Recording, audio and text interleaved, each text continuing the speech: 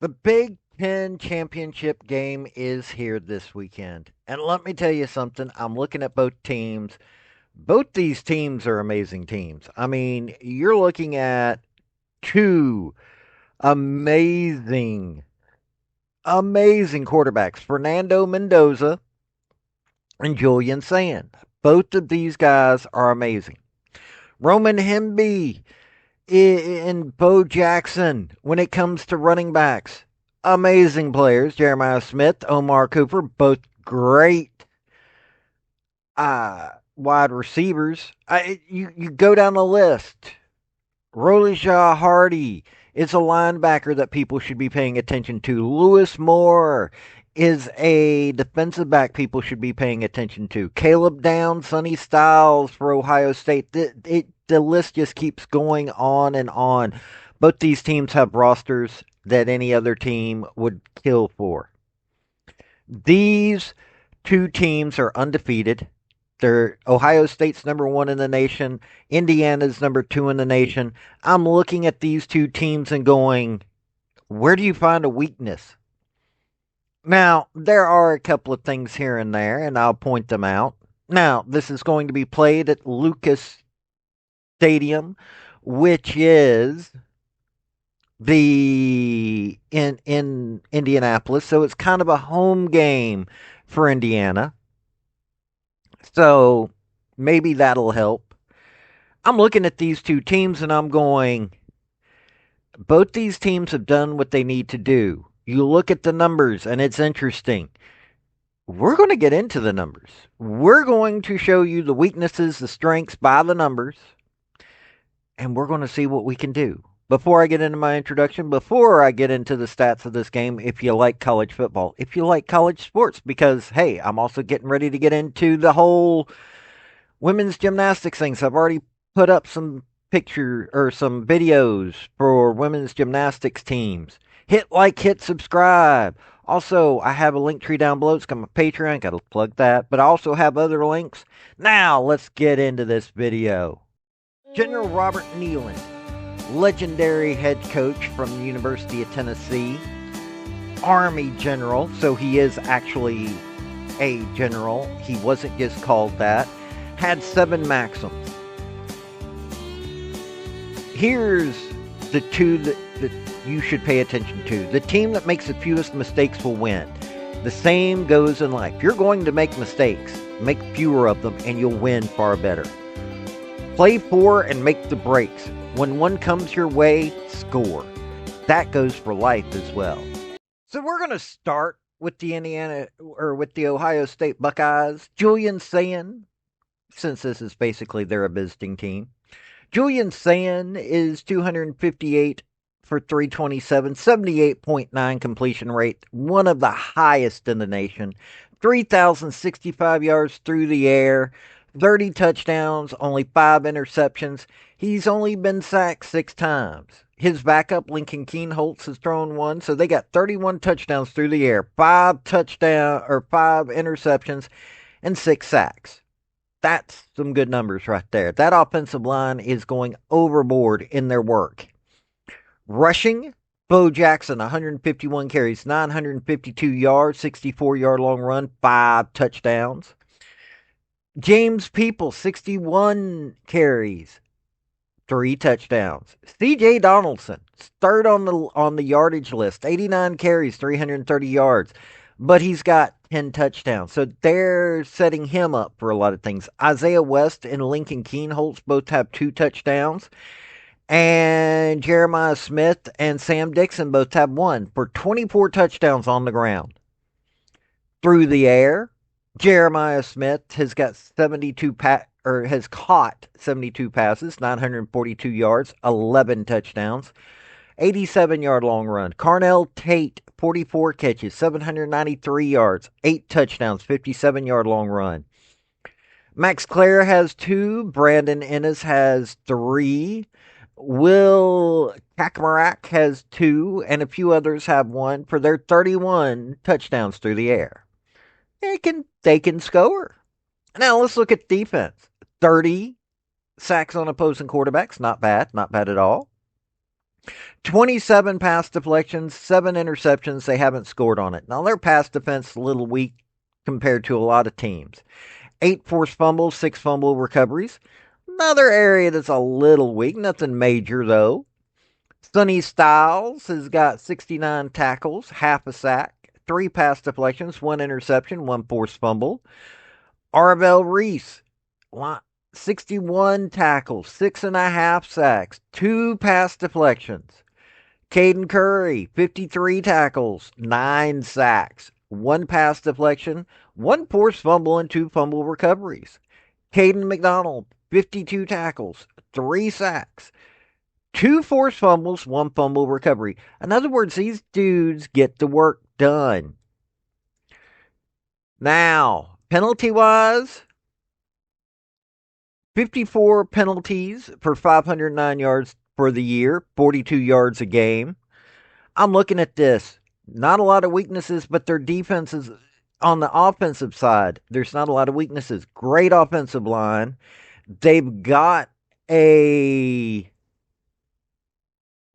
both a running back room and a receiving core that they know what they're doing. They get into the end zone. They've got a few guys that are doing a little bit more work than others, but they're playing as a team. Defensively, there are a group of 5 schools, and I will start calling them group of 6 next year. Group of 5 schools that honestly have a better pass defense than what Ohio State does. They're mid on being able to strip the ball and recover it. It's, you know, they've had to rely on their offense, but when you take a look at the games, this defense knows when to stop everybody when they need to stop them. They do the work. They work as a team. They've got a far better team look to them than a lot of teams that I have covered this year. It's a good team. It really is. Caleb Downs got 2 interceptions. Sonny Styles is 69. This is a Ryan Day team, and they are amazing at it. Now let's look at Kurt Signetti's Hoosiers. Fernando Mendoza, 211 of 293, 2,758 yards through the air, 72% completion rate, thrown 32 touchdowns through the air, 5 interceptions, been sacked 15 times. Okay, their offensive line isn't as good as Ohio State's. Kurt Signetti hasn't been able to get them in there, but Fernando Mendoza is knowing what he's doing. Also, Alberto Mendoza, 5 touchdowns, 1 interception. So they've got 37 touchdowns through the air, got 6 interceptions, 15 sacks. Still productive. Even though, Fernando Mendoza isn't as covered as everybody would like for him to be. Now, rushing, Roman Hemby, 163 carries, 866 yards, 82-yard long run, 6 touchdowns. Kalen Black, 127 carries, 729 yards, 7 touchdowns. Kobe Martin, 69 carries, 453, 6 touchdowns. Fernando Mendoza, 64, 243, 6 touchdowns. You heard that right. You've got 4 guys with 6 or more touchdowns. This is a very spread out rush attack. Lee Beebe, who is probably out, Alberto Mendoza, and Omar Cooper at the wide receiver. All 3 have rushing touchdowns, as does Riley Nowakowski. Sorry if I mispronounced his name. 29 touchdowns on the ground. Through the air, Omar Cooper's got 58 catches, 804 yards, 58-yard long run, 11 touchdowns. Elijah Surratt, 48 catches, 650 yards, 11 touchdowns. E.J. Williams, 33 catches, 404 yards, 62-yard long run, 5 touchdowns. You've got Charlie Becker, Riley Nowakowski, who's each got 2, as does Holden Stays, got 2. Jonathan Brady has got 3 touchdowns. These guys know how to get into the end zone. This receiving core knows how to get to the end zone. They got 34 sacks on opposing quarterbacks. In other words, they're doing their job there quite well. Got 34 pass deflections.